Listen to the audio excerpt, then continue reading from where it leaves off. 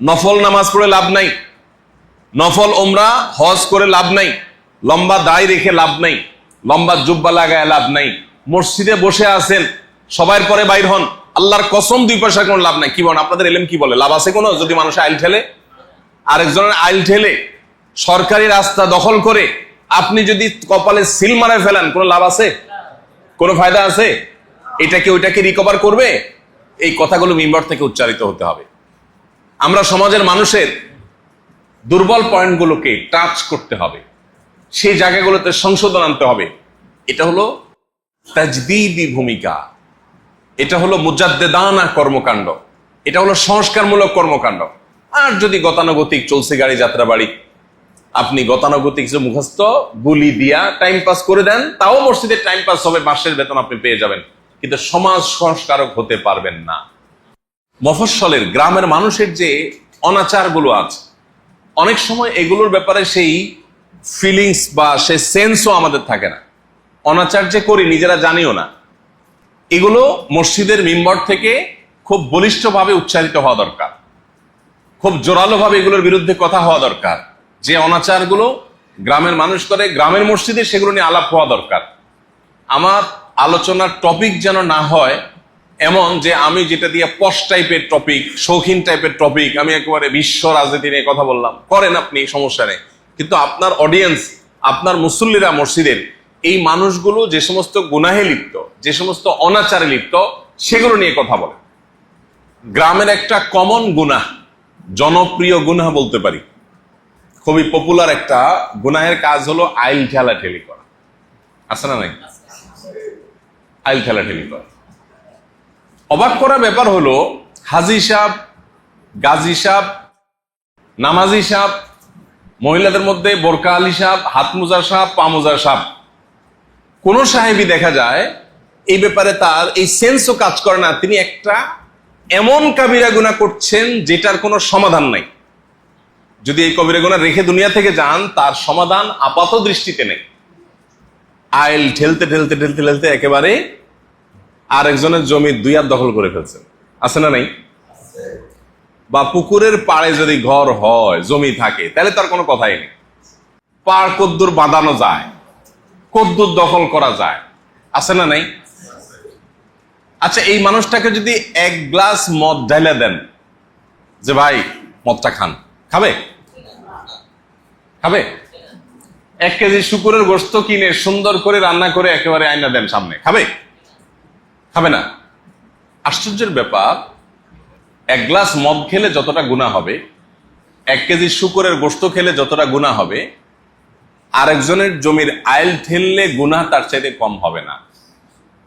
বরং এটা হক্কুল ইবাদ, এটা বান্দার হক, এটা অনেক বেশি মোর ডেঞ্জারাস ওই আল্লাহর হক নষ্ট করার চাই।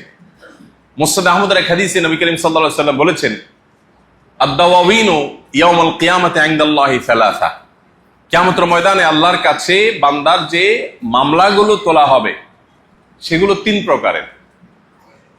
প্রথম শ্রেণী হলো এমন কিছু মামলা যেগুলো শিরকে লিপ্ত হয়েছে, কুফরে লিপ্ত হয়েছে, যেটা মুখরিজ আনিল মিল্লাহ, ইসলাম থেকে বের করে দেওয়ার মতো অপরাধ। তো নবীজি সাল্লাল্লাহু আলাইহি ওয়াসাল্লাম বলেছেন, এগুলো বিনা হিসাবে জাহান্নাম, এগুলোর কোনো শুনানি হবে না। আর দ্বিতীয় যে মামলা আছে সেগুলো হলো আল্লাহবাদী মামলা, মানে আল্লাহর হক নষ্ট করছেন সেরকম অপরাধ। নামাজ পড়েন নাই, শুকরের গোশত খাইছে, মদ পান করছে, এমন কোন কাজ করছে যেটাতে আল্লাহর হক নষ্ট হয়, সেখানে বান্দার কোনো অধিকার সংশ্লিষ্ট না। এই মামলাগুলো সম্পর্কে নবী করিম সাল্লাল্লাহু আলাইহি সাল্লামের বক্তব্য হলো যে আল্লাহ চাইলে এগুলো মাফ করে দিতে পারেন, আবার চাইলে আল্লাহ শাস্তিও দিতে পারেন। কিন্তু তৃতীয় যে ধরনের মামলা আছে সেগুলো হলো বান্দার হক সংশ্লিষ্ট মামলা। যেমন আপনি আরেকজনের জমির আইল ঠেলেছেন, পুকুর পাড়ে ঘর আছে, সেই সুযোগে বাঁধাই করে আপনি মাশাআল্লাহ করে একেবারে বাঁশ টাস দিয়ে সুন্দর করে সেখানে মাটি ফেলায় গাছ টাছ লাগিয়ে দিচ্ছেন, কেউ বোঝার উপায় নেই, এত সুন্দর করে পাড় দখল করে ফেলাইছে। রাস্তার লগে জমি, এখন জায়গাকে শেপ করার নাম দিয়া কোদাল দিয়া কোপায় কোপায় কোপায় দখল করে ফেলছেন। আমি এই বশিকপুরে অনেক রাস্তা দিয়া ঢুকতে যায়, দেখি কিরে, আমি এই গ্রামের সন্তান, ছোটবেলায় বড় হয়েছি, এই রাস্তা দিয়ে বহু ঢুকছি, রাস্তাটাতে এত ছোট আছিল না, এখন ছোট হয়ে গেল, ব্যাপারটা কি? আবার এমনও হয়েছে যে গাড়ি নিয়ে ঢুকছি 2-4 বছর আগে, তখন গাড়ি হনহনায় ঢুকে গেছে, এখন দেখি গাড়ি ঢুকতে চায় না, তাহলে রাস্তা ছোট হয়ে গেল কেন? তখন ভালো করে মনোযোগ দিয়ে তাকালে দেখি যে মাশাআল্লাহ ওইটা সাইড থেকে শেপ করতে করতে করতে রাস্তার 1 হাত দখল হয়ে গেছে। যেই সন্তানের জন্য আমি এগুলো করে যাচ্ছি, এরা কেউ দায় নিবে কিয়ামতের দিন? বলবে আল্লাহ আমার বাপ তো আমাদের জন্য চাইল ছিল, তো আব্বারে ছেড়ে দেন, আমাদেরকে ধরেন, বলবে কেউ? বরং উল্টাটা হবে। আল্লাহ বলেছেন ইয়াউমা ইয়াফিরুল মারউ মিন আখিহি ওয়া উম্মিহি ওয়া আবি। সন্তানরা পলায়ন করবে সেদিন মাকে দেখে, বাবাকে দেখে, ভাইকে দেখে, যে না জানি কিছু চায়া বসে, ইয়া নফসি হবে। সম্মানিত উলামা ইকরাম, আমাদের কর্তব্য মানুষকে এই সমস্ত অনাচারের ব্যাপারে সতর্ক করা, সাবধান করা। এই সমাজের মানুষের দিকে তাকালে আমাদের নিঃশ্বাস, বড় বড় নিঃশ্বাস আসে, যে মানুষ দিন দিন বস্তুবাদী হয়ে উঠছে, মানুষ দিন দিন স্বার্থপর হয়ে উঠছে। কিছু অনাচার আমাদের সমাজকে গ্রাস করে ফেলেছে। আমরা ছোটবেলায়ও দেখেছি, এই যে দোকানে দোকানে, বাজারে বাজারে যে টেলিভিশন দেখার জন্য মানুষ ভিড় করতো, হুমড়ি খেয়ে পড়তো, এবং বিভিন্ন রকমের ফিল্ম, আপনার তখনকার আমলের আলিফ লায়লা, এটা সেটা, টিপু সুলতান, এসব দেখতো মানুষ। আমাদের শৈশবের কথা মনে আছে। এগুলাও দেখে টেকে মানুষ সর্বোচ্চ 9টা-10টার মধ্যে শুয়ে পড়তো। কিন্তু এখন এই বশিরপুর গ্রামের যতগুলো বাড়ি আছে, কোন বাড়িতে মানুষ রাত 9টা-10টা ঘুমায় বলেন? এখানে যে কজন আছেন, কজন 9টা-10টা ঘুমান? 11টা 12টা, এটা কোনো ব্যাপার না। আর ফজরের পরে ঘুম, এটা তো আমরা জীবনে কোনোদিন ছোটবেলায় চিন্তাও করিনি। মা চাচিরা ফজরের পরে ঘর দুয়ার ঝাড়ু দেওয়া শুরু হয়ে গেছে, উঠান ঝাড়ু দেওয়া শুরু হয়ে গেছে, আর পুরুষরা কাজে কামে চলে গেছে, পোলাপান পড়ালেখা চলে গেছে, মক্তবে মাদ্রাসা স্কুলে চলে গেছে। আমরা এখানে ওলামা ইকরাম আছি, আমরা নিজেরা কতটা আমল করি আমি জানি না।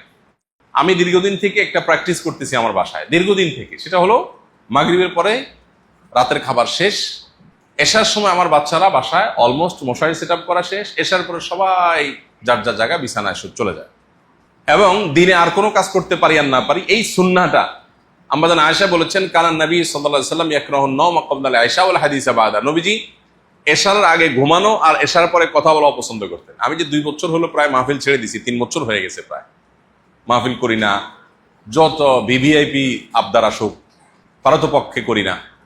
এর অনেক কারণের ভিতরে একটা কারণ এটাও, যে মাহফিল করতে হলে রাত 12টা সোয়া লাগে। সুন্নার বাইরে মাহফিল করে মাহফিলে ইসলামের খেদমত হবে না, আমি বিশ্বাস করি না।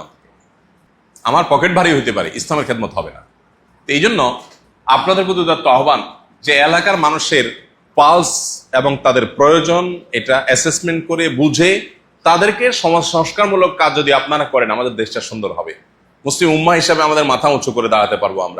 আমরা মানুষকে ভালো মুসলমানটা বানাতে হলে পোশাকি মুসলমানের চাইতে আচরণগত ভালো মুসলমান বানানোর প্র্যাকটিস আমাদের বেশি করতে হবে। আস-সুন্নাহ ফাউন্ডেশন, উম্মার স্বার্থে সুন্নাহর সাথে।